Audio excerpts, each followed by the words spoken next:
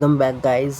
आज की इस वीडियो में हम देखने वाले हैं exercise 2.1 from class 9th maths. इससे पहले वाला जो इंट्रोडक्शन वीडियो आया था, अगर आपने वो वीडियो देख लिया तो अच्छी बात है, अगर नहीं देखा तो आप जाकर देख सकते हैं। इससे क्या है कि आपको समझ आता है कि हम कैसे कैसे क्वेश्चंस कौन कौन से एक्सरसाइज में करने वाले हैं। तो इस जो एक्सरसाइज में हम बेसिकली इनके टाइप्स बताने वाले हैं कि ये बहुपद है भी या नहीं, या फिर ये कौन सा बहुपद है। हमने बात करी थी कि हमारे पास बेसिकली 3 पद आने वाले हैं, एक पद, दो पद, द्विपद, है ना। उसके बाद में हम देखने वाले थे कि हमारे यहाँ पर गुणांक पूछेंगे।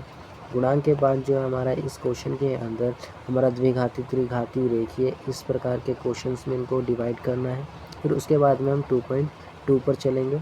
सबसे पहले 2.1 का क्वेश्चन नंबर 1 देखते हैं कि ये क्वेश्चन हमको कह रहा है। तो निम्नलिखित व्यंजकों में से कौन कौन एक चर में बहुपद है और कौन कौन नहीं। तो हमने बात करी थी एक चर कौन सा होगा जिसमें केवल और केवल हमारे पास एक ही चर होगा। अब चर हमने देखा था कि चर हमारे क्या थे। चर भी जितने भी हमारे एक्स वाई जेड या फिर ए से लेकर जितने भी हमारे तक जेड तक अल्फ़ाबेट आते हैं इंग्लिश में जितने भी अक्षर आते हैं ए से लेकर जेड तक, वो सब हमारे क्या हैं, चर। अब एक चर की बात हो रहा है तो यानी कि एक इक्वेशन के अंदर हमारे पास जो चर आने वाले हैं वो दोनों एक ही होने चाहिए। यानी कि अगर हमारी इक्वेशन है 2x + 3x, यहाँ पर ये स्क्वायर लगा दीजिए, क्यूब लगा दीजिए, कुछ भी लगा दीजिए, ये हमारा एक ही चर आ रहा है, यानी कि एक ही x आ रहा है। लेकिन जबकि अगर मैं लिखूँ 2x + 3y + 0 या +2 1 कुछ भी लिख लो, तो क्या ये एक चर वाला है? सो नहीं। क्यों? क्योंकि इसके अंदर एक से ज़्यादा चर आ रहे हैं x और y, यानी कि यहाँ कितने चर आ रहे हैं, यहाँ पर 2 चर आ रहे हैं।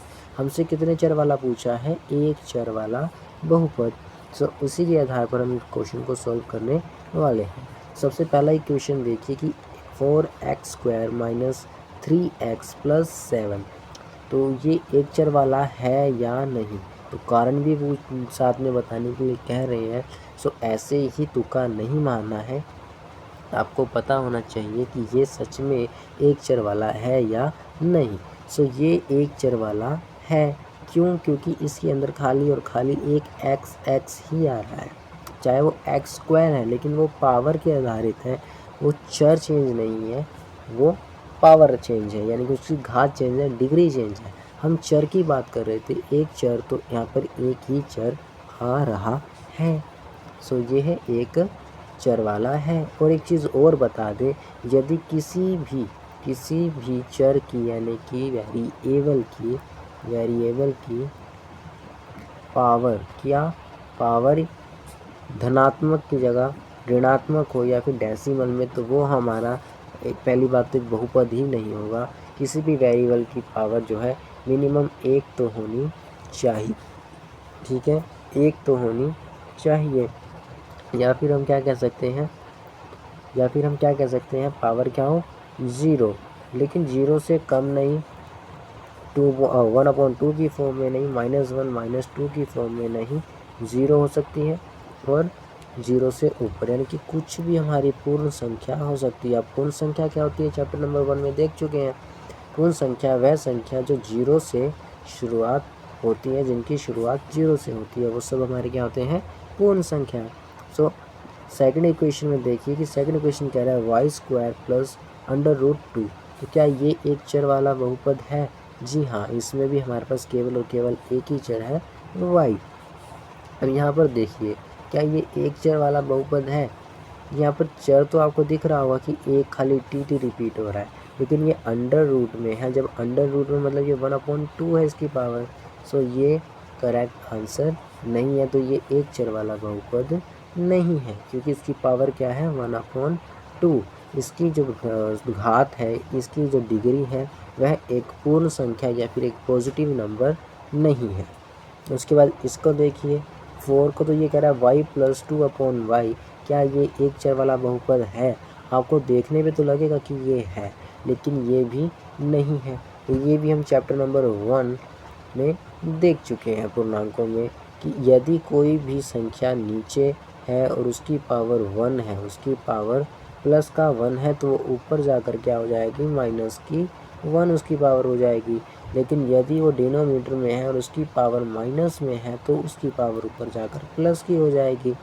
लेकिन यहाँ पर इसकी पावर नीचे प्लस में तो ऊपर का तो माइनस हो गया। यदि माइनस हो गया तो माइनस होने के बाद इसकी पावर किस में आ गई, नेगेटिव में। और जब नेगेटिव में आ गई तो ये भी हमारा एक पूर्णांक या फिर एक बहुपद नहीं है। तो सबसे इंटरेस्टिंगली जो है हमारा वो है हमारा इसका पार्ट नंबर 4। जब आप पार्ट नंबर 4 देखते हैं तो इसके अंदर आप देख सकते हैं x की पावर 10 प्लस y की पावर 3 प्लस t की पावर 50। अब देख सकते हैं इनमें जो पावर है वो तो धनात्मक है यानी कि पॉजिटिव है, लेकिन इसमें चर देखिए कितने हैं, 1, 2 और 3। तो क्या ये एक चर वाला बहुपद है? जी नहीं, ये कितने चर वाला है, ये है 3 चर वाला, जिसमें x y t 3 चर हमारे पास प्राप्त है। सो ये एक चर वाला बहुपद नहीं है। तो इसमें है कौन कौन सा, 1 2, कौन कौन सा नहीं है, 3 नहीं है, 4 नहीं है एंड 5 नहीं है। सो अब देखते हैं क्वेश्चन नंबर 3 और 2। आशा करता हूँ कि आपको ये क्वेश्चन जो है वो समझ आया होगा। बड़ा इजी क्वेश्चन था, अगर आप इंट्रोडक्शन वीडियो देख ले या फिर अपनी NCERT में इसको पहले पढ़ लें। सो इनके आंसर यहाँ पर लिखिए, आप एज इट इज़ लिख सकते हैं। क्वेश्चन नंबर 2 पर चलते हैं। क्वेश्चन नंबर 2 के अंदर जो है निम्नलिखित में से प्रत्येक में वाई स्क्वायर का गुणांक पूछ रहा है। तो हमने पहले ही बात करी थी गुणांक होता क्या है। तो देखिए गुणांक किसी भी संख्या के साथ में किसी भी वेरिएबल के साथ में उसकी संख्या कितनी है, किसी भी वेरिएबल के साथ में उसकी संख्या कितनी है, ये जो आगे लिखा होता है ना, किसी भी चर के साथ में, किसी भी ABCD के अक्षर के साथ में जो भी चर लिखा आपको मिल रहा है, यही उसका क्या है, गुणांक है। क्योंकि ये हमें बताता है कि हमारे पास ये चर कितने हैं। सो कितने हैं मतलब कितने गुणा है। अब कितने गुणा पूछ रहा है किसका, एक्स स्क्वायर का। एक्स स्क्वायर, यदि मेरे पास खाली एक्स स्क्वायर है और इसके आगे कुछ नहीं लिखा तो इसका मतलब मेरे पास ये कितने हुए, इसका मतलब ये मेरे पास 1 हुआ। सो पहले वाला ये देखिए यहाँ पर लिखा 2 plus x square plus x. तो एक्स के साथ में कुछ भी नहीं लिखा, इसका मतलब खाली एक्स है। अगर 2 होते तो एक्स स्क्वायर लिखा होता, 3 होते तो 3 एक्स स्क्वायर लिखा होता। अभी नहीं लिखा तो इसका मतलब कितना है, सिर्फ 1। तो कितना आ गया इसका आंसर, इसका गुणांक कितना है, इसका गुणांक 1 है। ऐसे ही दूसरे वाले का देखिए, लेकिन यहाँ पर साइन जो है वो मैटर करते हैं। यहाँ पर देखिए दूसरे वाला सेम है, लेकिन इसके अंदर साइन देखिए कौन सा है, माइनस का। यानी मेरे पास एक्स स्क्वायर कौन सा है, एक्स स्क्वायर कौन सा है, माइनस का। जो भी आंसर आएगा वो किस में आएगा, माइनस में। तो कुछ भी नहीं लिखा तो ये कितना है, ये है 1। और जब 1 है तो कितना, -1। ऐसे ही तीसरा देखिए यहाँ पर खाली 2 दे रखा है। क्या दे रखा है, खाली 2 दे रखा है, π/2 दे रखा है। तो इसका मतलब यहाँ पर हमारे पास एक्स स्क्वायर नहीं है। तो एक्स स्क्वायर नहीं है तो इसका मतलब क्या होगा कि हमारा यहाँ पर 0 है। लेकिन ध्यान से देखिए तो आपके जो क्वेश्चंस के अंदर है ये एक्स स्क्वायर नहीं है, ये इक्वेशन जो है वो है π/2 एक्स स्क्वायर प्लस एक्स। तो एक्स स्क्वायर के आगे क्या लिखा है, π/2। क्या लिखा है, π/2। तो इसका गुणांक क्या हो गया, π/2। ऐसे ही फोर्थ देखिए, तो फोर्थ में हमारा एक्स स्क्वायर वाला जो कोफिशिएंट है वो नहीं दे रखा। एक्स स्क्वायर नहीं दे रखा तो मतलब वो कितना है, 0। हमारे पास जो भी संख्या नहीं दे रखी वो बराबर किसके है, 0। अगर मैं पूछूँ यहाँ पर y कितना है, y कितना है, तो y यहाँ पर है ही नहीं, तो वो कितना है, 0। क्योंकि 0 है इसलिए वो हमको दिख नहीं रहा। अगर मैं आपके पास कहूँ कि आपके पास कितने पैसे हैं, आपके पास होंगे तो आप बोलेंगे कि इतने पैसे हैं। मैं कहूँ उसमें से कितने नोट हैं तो आप बताएंगे इतने नोट हैं। मैं कहूँ कितने कितने के कितने नोट हैं तो आप वो भी बता सकते हैं अगर आपके पास हैं। अगर मैं बोलूँ आपके पास 100 के कितने नोट हैं और आप बोले मेरे पास नहीं है तो आप उसको कितना डिनोट करेंगे, 0। तो ऐसे ही जो यहाँ पर हमारे पास नहीं है वो कितना है, 0। तो ऐसा नहीं लिखना कि नहीं है वो तो हमें पता है, लेकिन उसको लिखना हमने 0 है, ठीक। अब क्वेश्चन नंबर 3 कह रहा है कि 35 घात के द्विपद यानी एक ऐसा बहुपद बनाइए जिसकी घात कितनी हो, 35। घात मीन पावर कितनी हो 35 के अनुसार द्विपद बनाना है, यानी कि इसमें 2 टर्म हो कम से कम कितने टर्म हो 2 टर्म। तो 35 पावर मांग रहा है तो एक्स स्क्वायर बना दो प्लस में एक्स की पावर 35 बना दो, ये द्विघाती हो गया। या फिर कुछ भी 100 एक्स उसकी पावर 35 बना दो और प्लस में 1 लिख दो, तो ये भी हमारा क्या है एक द्विघाती है जिसकी घात कितनी है 35। ऐसे 100 घात के एक पदी का एक उदाहरण दीजिए। तो अब जिसकी घात 100 हो यानी कि x की पावर 100 बना दो, या फिर y की पावर 100 बना दो, या फिर z की पावर 100 बना दो, कुछ भी बना दो, लेकिन एक पद वाला यानी कि खाली क्या एक ही टर्म हमारे पास आना चाहिए। ऐसा ना हो कि आपने एक तो बना दिया y 100, दूसरा साथ में लिख दिया z 20, तो ये तो 2 पद हो जाएंगे, एक x और एक y। सो ये सब आपको ध्यान रखना है। या फिर आप ये वाला भी बना सकते हैं।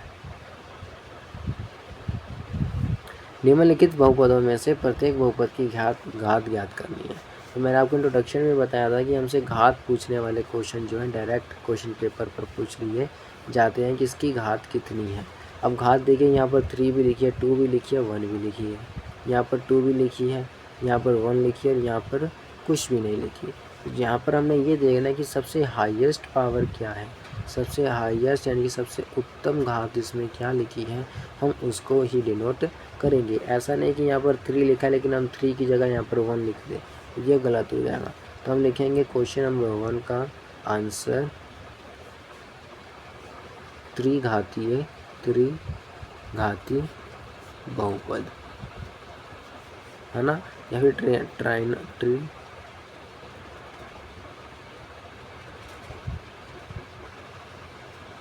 है ना ट्राइनोमेट्री ऐसी में करके लिख लो। उसके बाद सेकंड वाले में इसकी पावर 2 है, थर्ड में 1 है एंड फोर्थ में 0 है। अरे वाह, 3 2 1 एंड 0, ये तो घटते क्रम में हो गया।